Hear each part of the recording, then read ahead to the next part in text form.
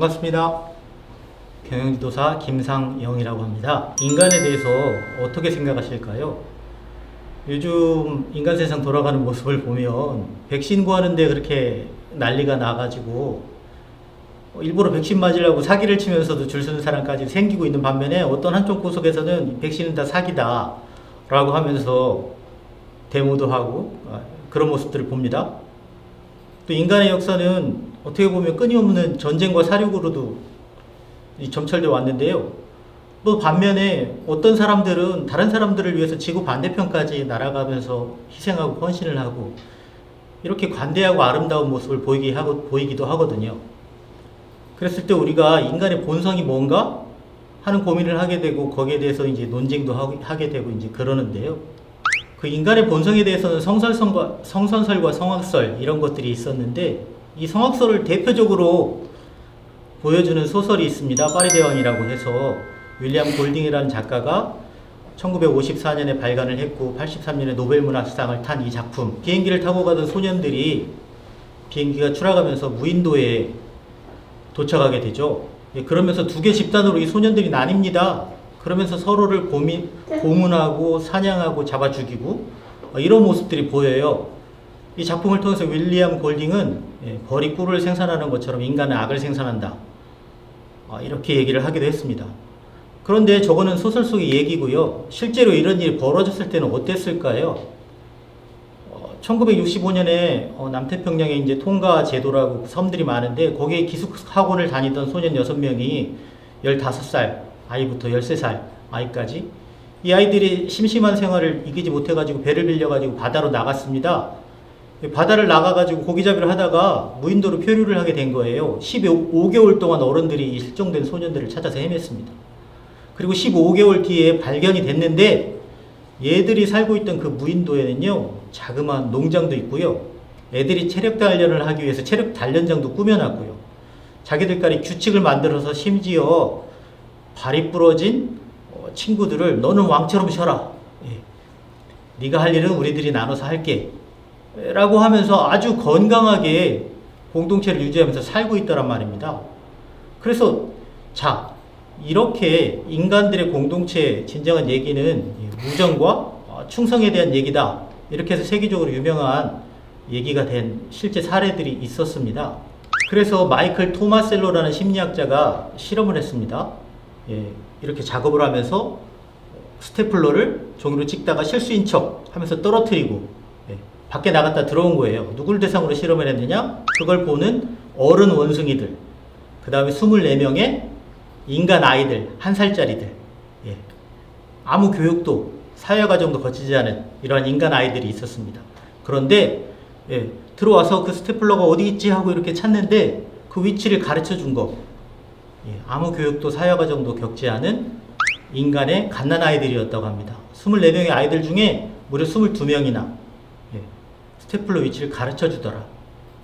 인간의 본성 속에 다른 사람을 돕고자 하고 다른 사람들과 협동하고자 하고 그러면서 100만 년이 넘는 인간의 역사 속에서 호모사피엔스가 지구를 지배하는 이러한 종으로 거듭나게 된 것, 이런 것들은 공동체를 만들고 서로 협력하면서 살아온 이러한 인간의 본성 때문이 아닌가라고 이제 마이클 토마셀로라는 심리학자가 얘기를 하고 있는 거죠. 그래서 이 공동체 정의를 보면 표준 국어 대사전에는 생활이나 행동, 목적 따위를 같이 하는 집단, 영어로는 커뮤니티 이렇게 얘기를 하고 듣고 계신 선생님들도 뭐 가족 공동체부터 뭐 학교 공동체, 직장 공동체, 지역 공동체 여러 가지 공동체에 속해 계실 텐데요. 조지 힐러리라는 그 사회학자가 1955년에 이 이전에는 그 공동체나 사회학자라는 공동체나 또는 커뮤니티 라는 단어가 많이 쓰이지는 않았다고 그래요. 그래서 이때부터 본격적으로 학자들이 연구를 했는데 이때 94개의 공동체에 대한 사회학적 정의, 공동체라는 게 도대체 사회학적으로 무슨 의미냐? 라는 것들을 분석을 해가지고 논문을 썼어요. 그래서 분석을 해보니까 16개의 서로 다른 개념들이 나타나더라 얘기죠. 그런데 공통적으로 나타나는 개념은 사랑, 그리고 사람들 간의 사회적 상호작용, 사람들이 나누는 영역과 공동의 연결관계 이런 개념들이 발견되더라. 이런 것들로 공동체를 정의할 수 있겠다 이렇게 논문을 쓴 것입니다. 여러분의 기억 속에는 어떤 공동체의 모습이 남아 있습니까? 저는 어제 저녁에 우연찮게 이제 동네에 있는 친구하고 만나서 저녁을 먹다가 그 친구는 저기 경상도 시골에 있는 친구인데요. 자기들 옛날 마을 얘기를 하더라고요. 자기들 옛날 마을에 가을에 가을거지가 끝나면 희수, 희추라고 즐거운 가을이다 해가지고 1박 2일 동안 여든 먹은 어르신부터 10살짜리 동네 아이들까지 이렇게 어우러지는 잔치들이 있었다고 합니다. 가난한 집은 떡 같은 거 조금씩 해오고 부잣집에서는 또 많이 이렇게 내가지고 온 동네 사람들이 어울렸던 그런 것들.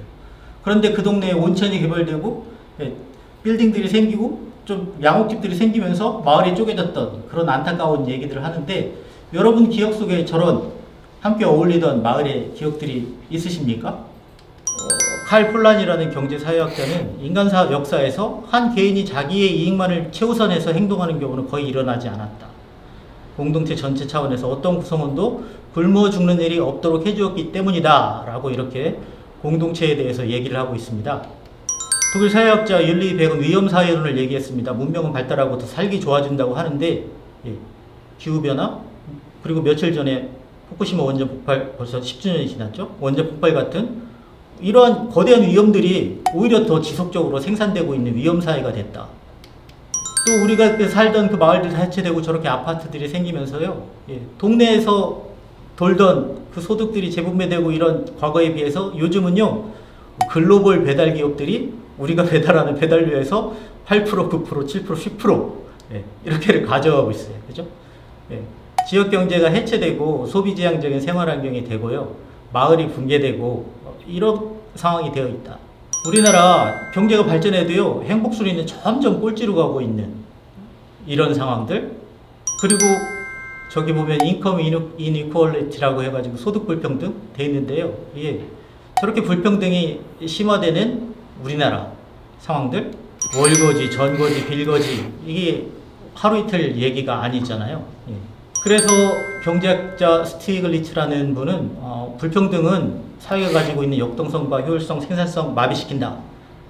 악순환의 고리를 형성해서 사회 전체를 침몰시킨다 라고 경고를 했고, 우리가 이러한 빗장을 걸어 잠그는 공동체적 해결을 거부하는 공동체를 만들면 안 되겠다라고 경고를 한 것이죠. 그래서 이스털린의 역설이라는 얘기도 있는데요. 행복이 물질적인 풍요에 의해서 좌우되는 것일까?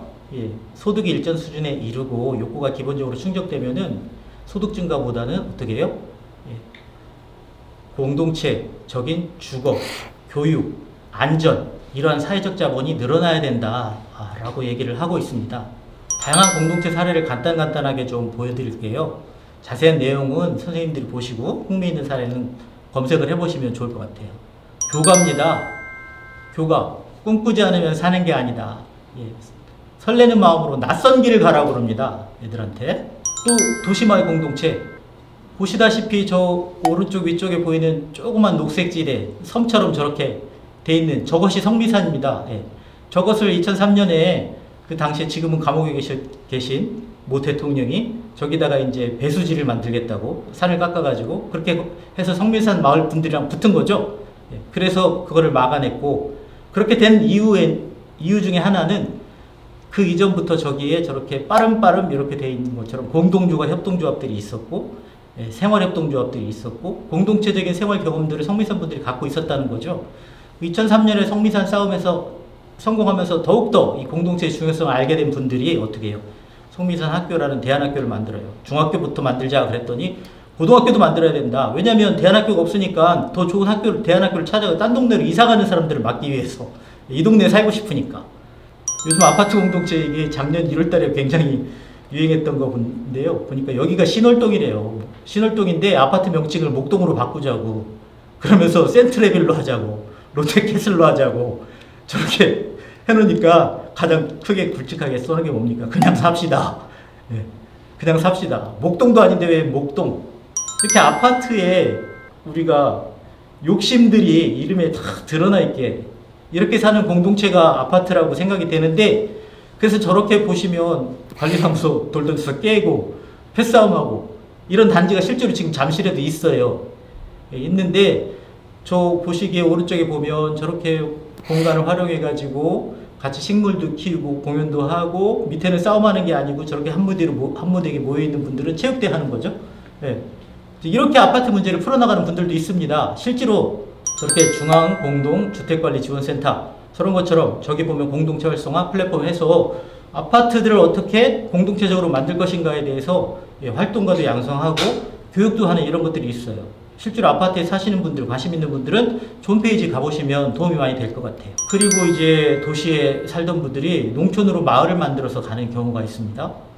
그래서 40가구가 만장일치로 운영하는 영동군 백화마을. 100여 명의 귀천인들이 지원을 받아가지고 약간의 지원도 해주는 사업들이 있습니다. 그래서 마을 컨셉도 정하고요.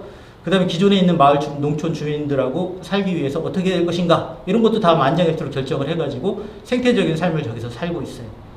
이런 공동체 마을들이 생겨나고 있는데 보통 만드는데 최대 6년, 짧게는 2년 정도 걸리고 관하고 협의하는 게 제일 중요하고 그 다음에 무엇보다 중요한 게 기존에 살고 계신 동네 분들이랑 잘 어울릴 수 있도록 협의하는 거. 이런 기간들 때문에 4년, 5년, 6년 이렇게 걸린다고 합니다. 보통 평당 뭐 한 600만 원 정도의 돈들을 들여가지고 저런 공동체 마을을 만드는 사례들도 늘어나고 있고요. 터무니있는 집이라고요. 저도 올해 중에 출자를 할 건데요. 아직 출자자는 아닙니다만 청년들 주거 환경이 열악하잖아요. 그런데 이런 공동체를 위해서 좋은 활동을 하고 있는 청년들이 좋은 활동을 해야 되는데 실제로 제대로 된 환경 속에서 살지를 못해요. 너무 비싸니까 월세나 전세가. 그래서 저희 같은 사람들이 100만 원, 200만 원씩 출자를 해요. 이자는 많이 주진 않고 한 1%, 2% 주고 안 받겠다는 사람은 또 안 받아요. 그렇게 해가지고 어떡합니까? 자, 이렇게 보시면 옆에 이렇게 경사가 져 있어요. 구석탱이에 버려진 집들 같은 것들을 서울시나 이렇게 해가지고 매입을 하거나 또는 빌려요. 그래가지고 저기를 리뉴얼 하죠. 그러면서 공동체를 위해서 좋은 활동들, 좋은 뜻을 갖고 있는 청년들이 집단적으로 저기 들어가서 사는 거예요. 뭐 6명, 8명, 자 이런 식으로. 저기 종로구 청운동의 맑은 그룹집 저런 거는 서울시에서 지원을 받아가지고 90%까지 저리로 융자를 해준다고 합니다. 그래서 이런 공동체 일을 하는 분들이 9세대가 입주해 있고요. 자기들의 도서관도 있고 공유카페도 있고 저렇게 살고 있는 사례들이 있습니다. 그래서 한겨레 신문에 보면 조현 기자라는 분이 계신데요. 이분이 이제 종교 전문 기자입니다. 그런데 공동체 이런 것에 대해서 굉장히 관심을 갖고 있는 분인데 그분이 가보니까 저런 공동체, 주거 공동체들은 남들이 100 쓸 때 한 20 정도, 30 정도 쓰면서도 100 쓰는 사람들이 쓰고 있는 만큼의 여유를 누리고 있는 삶을 살고 있더라. 이렇게 얘기를 하시더라고요. 그래서 경기도에서도 이렇게 해서 사회주택을 짓기 위해서 예산을 작년 같은 경우도 120억 투자를 했고요. 앞으로도 이런 사업들을 점점 더 키워나갈 생각이니까 듣고 계신 선생님들도 한번 저런 것들도 검색해 보시면 좋을 것 같아요. 그리고 공동체를 위해서 좋은 일을 하는 사람들이 이런 생각을 한 거예요. 무슨 협동조합? 무슨 사회적 기업? 너 임대료 얼마네? 임대료 얼마네? 우리 100만 원 내? 200만 원 내? 야 이거 모아보니까 어떻게 해요? 아예 돈을 빌려가지고 건물을 사가지고 이자 내는 게 훨씬 낫겠다라는 생각이 든 겁니다. 그래서 아예 지자체의 도움도 받고요. 이런 사회적 금융을 제공하는 그런 기관들의 도움을 받아가지고 또 자기들이 돈도 모으고 해가지고 빌딩을 사버려요. 그러면서 빌딩 값도 오르면서 자기들 자산도 더 키워지고 이런 게 이제 광진구나 저 마포구의 해비투게더 협동조합 이런 사례들이 늘어나고 있습니다. 이런 공동체를 보면 기본적으로 운영되는 정신이 뭐냐면요. 협동조합 원리입니다. 대개 보면. 근데 우리가 협동조합 원리가 보면 자발적이고 개방적인 조합원 제도, 조합원에 의한 민주적 관리, 경제적 참여, 그 다음에 외부로부터의 자율, 우리 스스로의 독립, 그 다음에 이 공동체 구성원들에 대한 교육, 훈련, 정보 제공, 이 공동체 삶도요, 그냥 돼서는 안 되거든요. 어떻게 살아갈지, 어떻게 소통해야 될지 하는 것들을 교육하고 훈련하고 정보 제공하는 게 굉장히 중요한데, 이런 게 중요한데, 이런 것들이 협동조합 원리에 있어요. 그 다음에 협동조합 간의 협동, 지역사회에 대한 기여. 이런 협동조합의 원리를 바탕으로 대부분의 공동체가 운영되고 있더라 하는 거죠. 그래서 우리가 이제 협동조합, 사회적 기업, 마을 기업, 이런 것들, 우리 공동체들이 대부분 이런 형태를 띠면서 많이 운영이 되고 있는데, 이런 것들을 모아서 사회적 경제라고 합니다. 이러한 사회적 경제들이 가지고 있는 특성이 협동조합, 앞자 장에서 보셨던 협동조합 특성들을 그대로 반영하고 있어요. 자율과 민주, 그다음에 사회 통합, 연대 협력, 경쟁 보완. 자, 이런 사회적 경제 영역 속에서 공동체들이 점점 더 활성화되고 있습니다. 마지막 장인데요. 공동체는 보이지 않는 수많은 관계들을 만들어가는 것이고요. 이를 통해서 우리가 시민의 가치, 생명의 가치들을 고민하면서 실천해가는 참여의 과정입니다. 그래서 지난달에 돌아가셨던 5.18 광주항쟁에서 그 방송을 하셨던 그 투사죠. 전옥조 선생님이 이런 말씀을 하셨대요. 상대의 말이 듣기 싫어도 마지막까지 경청해 줄 수 있는 게 민주화다. 이런 말씀을 하셨다는데요. 갈등, 공동체에서 당연히 있을 수가 있습니다. 그렇지만 그런 것들을 유기적으로 소화하면서 열린 사고를 하면서 느리게 성과를 만들어가면서 진화하는 그런 공동체를 만들어가자. 이런 말씀을 드리면서 오늘 강의 마치도록 하겠습니다. 고맙습니다.